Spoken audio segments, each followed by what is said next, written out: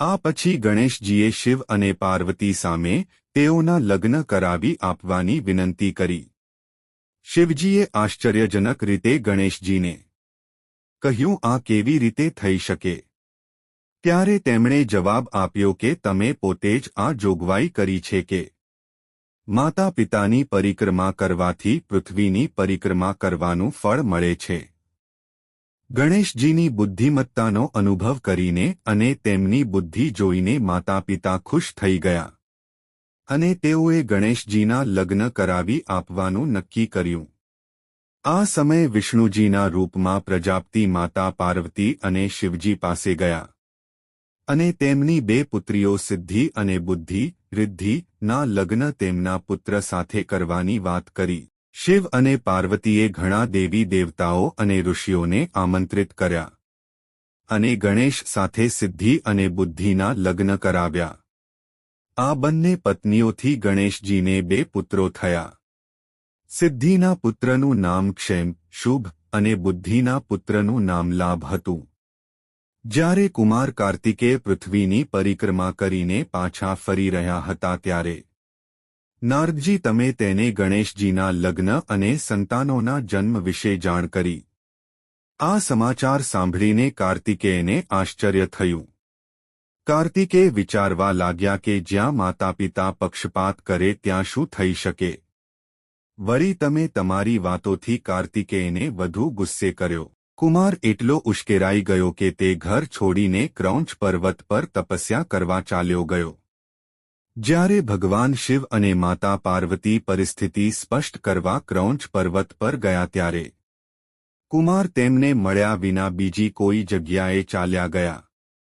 ભગવાન બ્રહ્મા પાસેથી શિવના વિવાહ, કુમારની ઉત્પત્તિ અને ગણેશજીના વિવાહ વગેરે વિશે જાણ્યા પછી નારદજીએ કહ્યું, હે ભગવાન, તમે શિવના પાત્રનું વર્ણન કર્યું જેનાથી મારા મનને સંતોષ થયો. હવે હું ભગવાન શિવ દ્વારા કરવામાં આવેલા તે યુદ્ધોનું વર્ણન સાંભળવા માંગુ છું કે જેના દ્વારા ભગવાન શિવે દુષ્ટ અસુરોને હરાવ્યા હતા. નારદજીનો આ પ્રશ્ન સાંભળીને બ્રહ્માજીએ કહ્યું કે ઘણા સમય પહેલા વ્યાસજીએ પણ સનતકુમારજીને આ જ પ્રશ્ન પૂછ્યો હતો.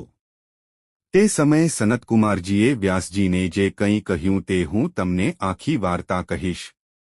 સનતકુમારજી બોલ્યા, હે વ્યાસજી, તારકાસુરને તારકક્ષ, વિદ્યુન્માલી અને કમલાક્ષ નામના 3 પુત્રો હતા.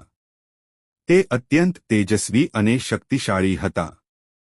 પરંતુ તેમની સૌથી મોટી ખામી એ હતી કે તેઓ દેવતાઓના દ્વેષી હતા. તેમ છતાં તેમની પાસે સંયમ અને સત્યતાની કમી નહોતી. જ્યારે 3 પુત્રોને પુષ્ટિ મળી કે તારકાસુર સ્કંદના હાથે માર્યો ગયો છે ત્યારે તેઓએ એક ગુફામાં લાંબા સમય સુધી કઠોર તપસ્યા કરી. તેથી પ્રસન્ન થઈને ભગવાન બ્રહ્મા તેમની સમક્ષ હાજર થયા અને તેમને વરદાન માંગવા કહ્યું. તારકાસુરના 3 પુત્રોએ બ્રહ્માજી પાસે વૃદ્ધાવસ્થાના રોગથી મુક્તિ અને અમરત્વનું વરદાન માંગ્યું. બ્રહ્માજીએ તેઓને સમજાવ્યું કે તેઓ અમરત્વનું વરદાન મેળવી શકશે નહીં. માટે તેઓએ બીજું કોઈ વરદાન માંગવું જોઈએ. આ સાંભળીને તેઓએ બ્રહ્માજી પાસે એવા 3 નગરની માંગણી કરી જે દરેક રીતે અજેય, અભેદ્ય અને સાધન સંપન્ન હોય. અને તેઓએ એવી પણ માંગણી કરી કે તેઓ 3 દેવો અને દાનવો દ્વારા નાશ ના પામે. આ સાંભળીને બ્રહ્માજીએ તેઓને વરદાન આપ્યું કે ભગવાન શિવ સિવાય અન્ય કોઈ દેવ કે દાનવ તેમને મારી શકશે નહીં. આ સાથે બ્રહ્માજીએ તેઓને 3 અત્યંત સમૃદ્ધ નગરના શાસક બનવાનું વરદાન આપ્યું.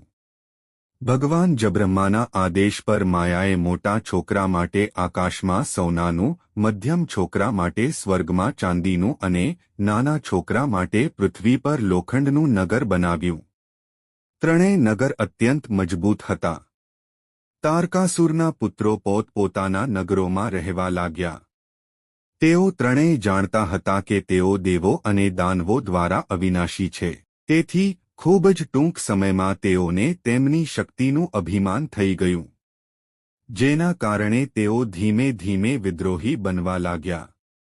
આ ત્રણેય ભાઈઓએ ત્રિલોકના લોકોને ત્રાસ આપવાનું શરૂ કર્યું. જ્યારે દેવલોકના રહેવાસીઓ તેઓથી ખૂબ ત્રાહિત થઈ ગયા ત્યારે બીજો કોઈ વિકલ્પ ના જોઈને તેઓ ભગવાન બ્રહ્મા પાસે ગયા અને બ્રહ્માજીને તેમની તકલીફો જણાવી. બ્રહ્માજીએ દેવતાઓને કહ્યું કે ભગવાન શિવ પ્રસન્ન થાય તો જ આ ત્રણેય અસુરોનો વધ કરી શકાશે. ભગવાન શિવ સિવાય કોઈ તેઓનો નાશ કરી શકે તેમ નથી. બ્રહ્માજીની સલાહ મેળવીને દેવતાઓ ભગવાન શિવની સેવામાં હાજર થયા અને તેમની પૂજા અને સ્તુતિ કરી. ભગવાન શિવે જ્યારે પૂંહ્યું ત્યારે દેવતાઓએ પોતાની વેદના કહી સંભળાવી. તેના જવાબમાં ભગવાન શિવે કહ્યું કે દેવતાઓએ સમયની રાહ જોવી જોઈએ. જ્યારે સમય આવશે ત્યારે બધું બરાબર થઈ જશે. ભગવાન શિવે કહ્યું કે જ્યાં સુધી તે ત્રણેય દાનવો મારી ભક્તિ કરશે ત્યાં સુધી તેઓ મારી ભક્તિને કારણે વિનાશને લાયક ના બની શકે.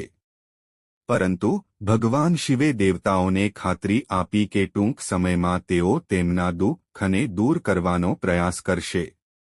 ત્યારબાદ દેવો ભગવાન શિવ પાસેથી પાછા મારી પાસે આવ્યા અને મેં તેમને ભગવાન વિષ્ણુ પાસે મોકલ્યા.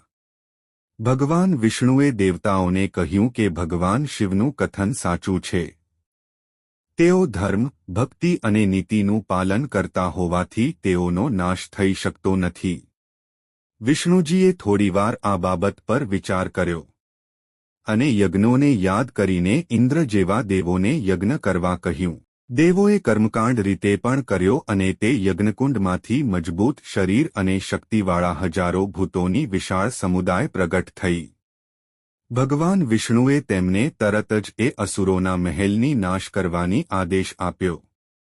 વિષ્ણુજીની આજ્ઞાથી ભૂત સમુદાયના લોકો તેઓના નગરીમાં પ્રવેશવા લાગ્યા કે તરત જ તેઓના તેજને કારણે મોટા ભાગના બળીને રાખ થઈ ગયા અને જેઓ રહી ગયા હતા તેઓ ભાગીને વિષ્ણુજી પાસે આવ્યા.